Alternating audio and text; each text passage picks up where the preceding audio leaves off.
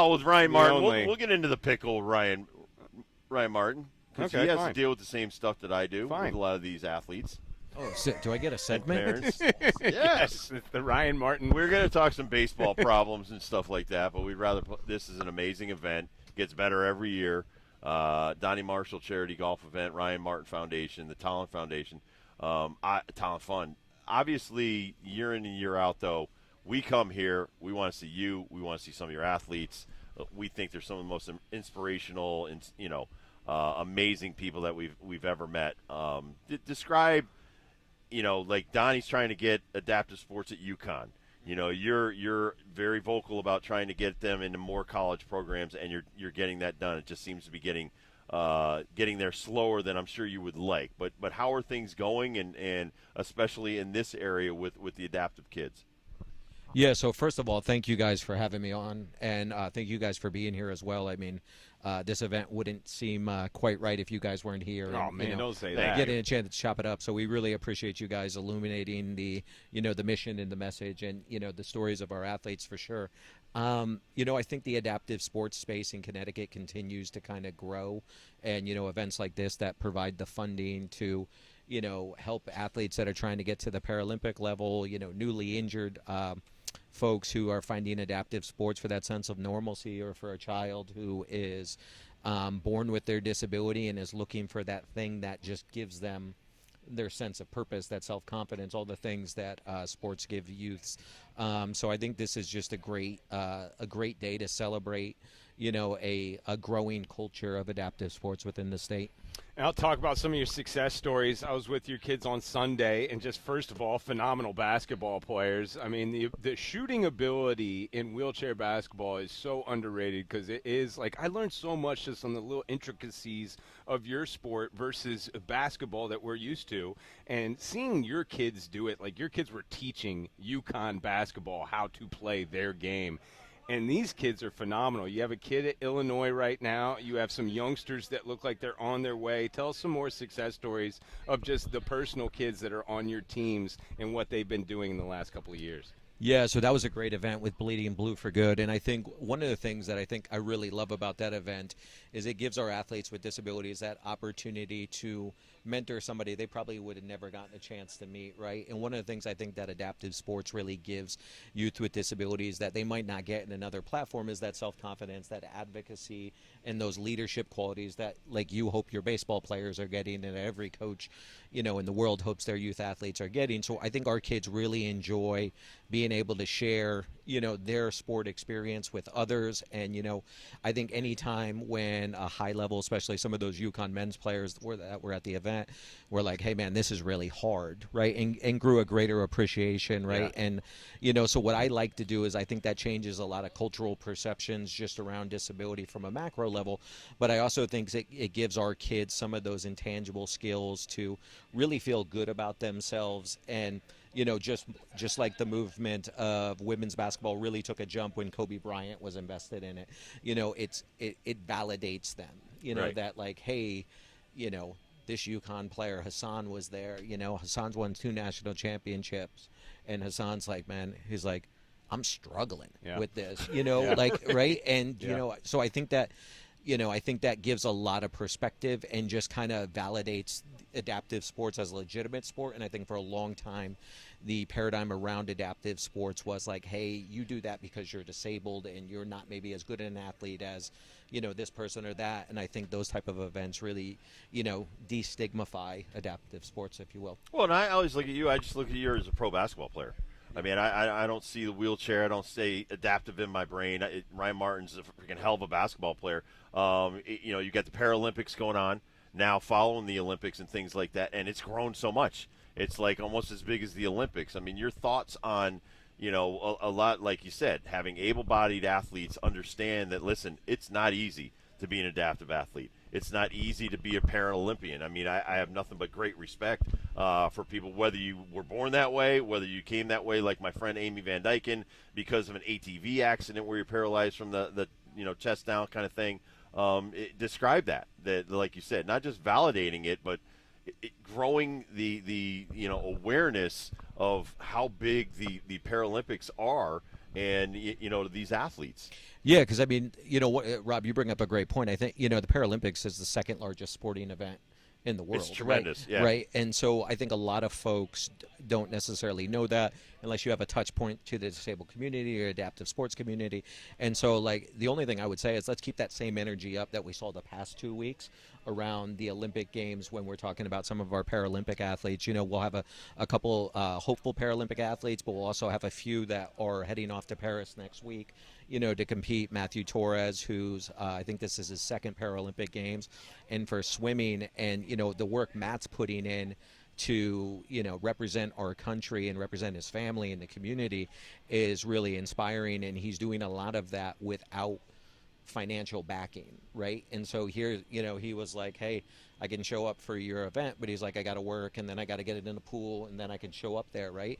And so, like, he's doing double time, to Right. try to make this happen. And so just a tremendous amount of respect. And, like, these type of events allow us to kind of support Matthew, in our high-level Paralympians, but also our kind of our grassroots adaptive sports movement for that kid, for that veteran who gets hurt for the first time. And so I think that's one of the unique parts about the structure of the adaptive sports movement here in Connecticut.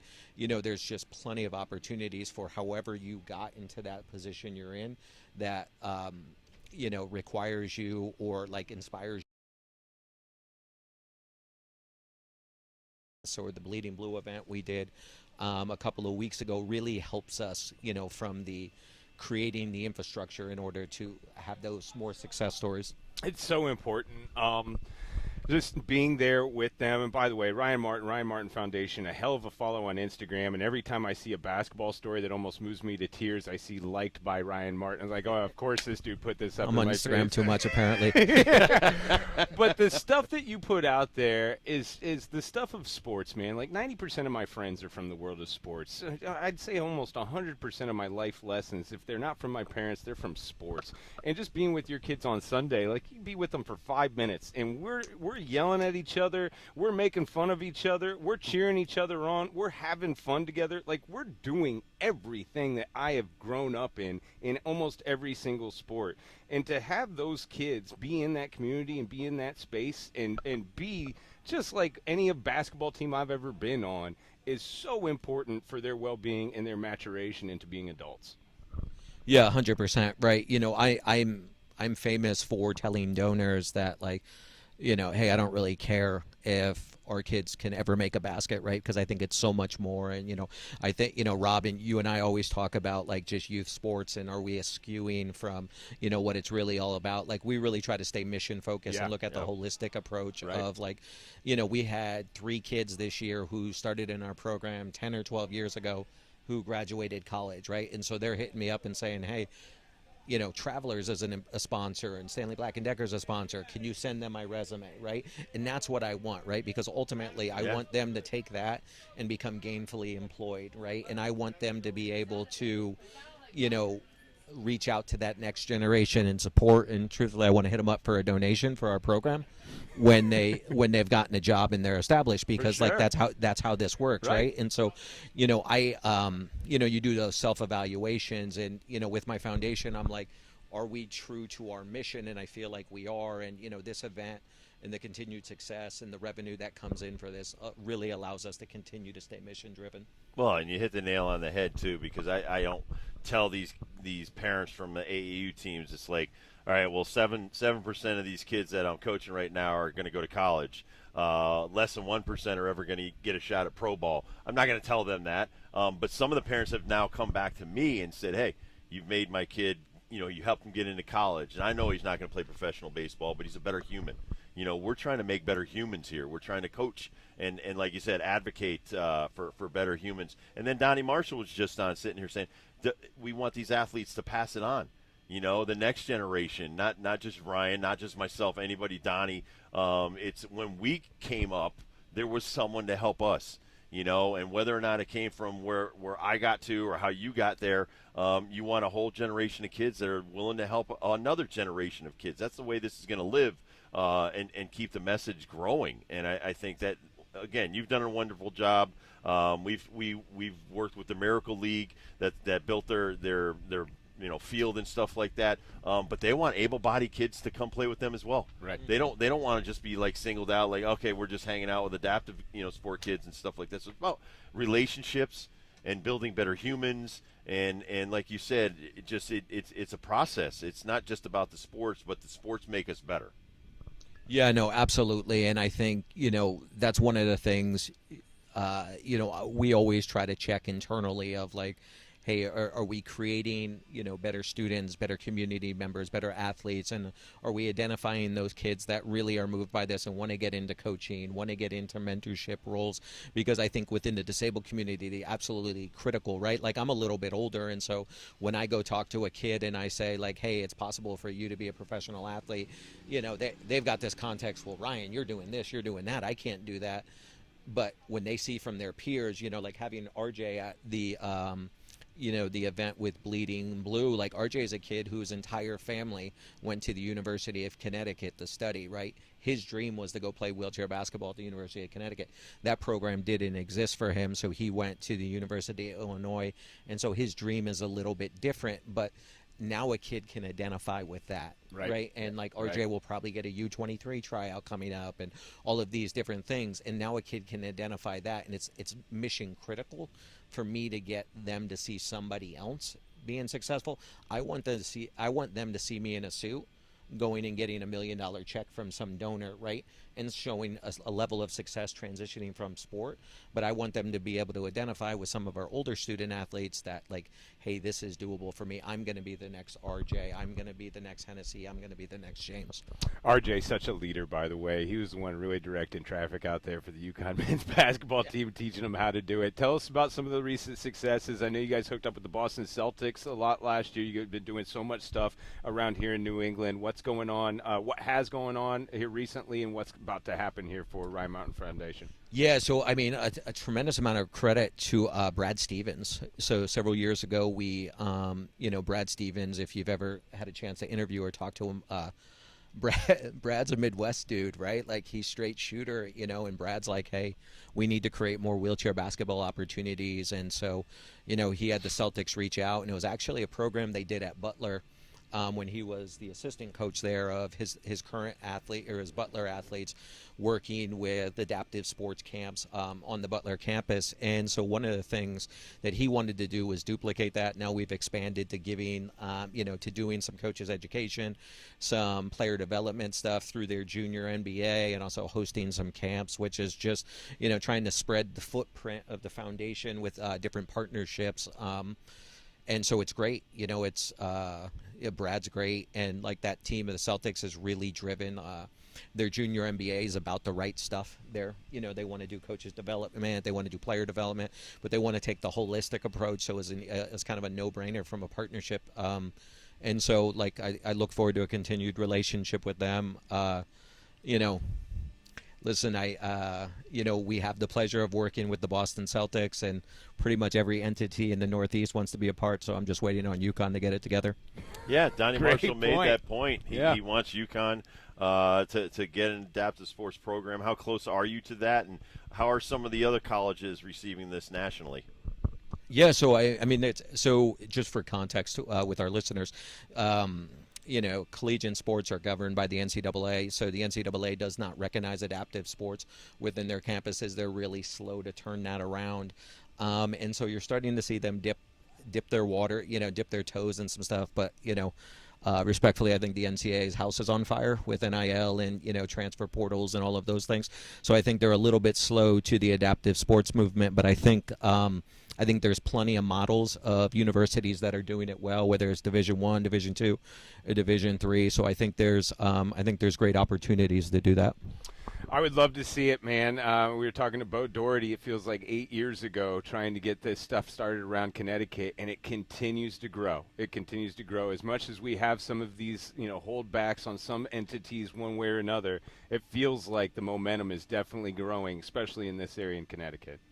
Yeah, and realistically, I think from a state perspective, when we span out, and like the University of Connecticut's job in our state university system is to provide higher education opportunities for all different demographics, and creating that environment for workforce development for the state. And I think, in large parts, when we talk about workforce development, we don't talk about individuals with disabilities being a part of that equation. Right. And so I think the justification is definitely there. You're looking at anywhere from 20 to 25% of the population has a disability, and it just can happen to anybody at any time, right? So I think it's one of those things that will come around. I hope I get to see it at some point.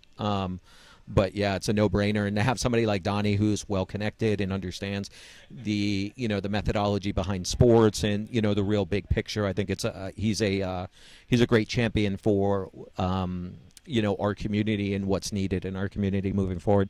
Always a pleasure to come out here, my friend. Man. Thank you so much. Are we doing for having Daily us. Pickle? What's the Daily Pickle? I You want to just jump did on. the Daily Pickle. Oh, that was the Daily Pickle. Yeah, Awesome. that's a hell of a pickle, though. We do need to accomplish. I do think That is a we pickle. should be able to get this done Yep. within the next 5 years, especially at that university over there. So we have to pressure the NCAA. This is their call.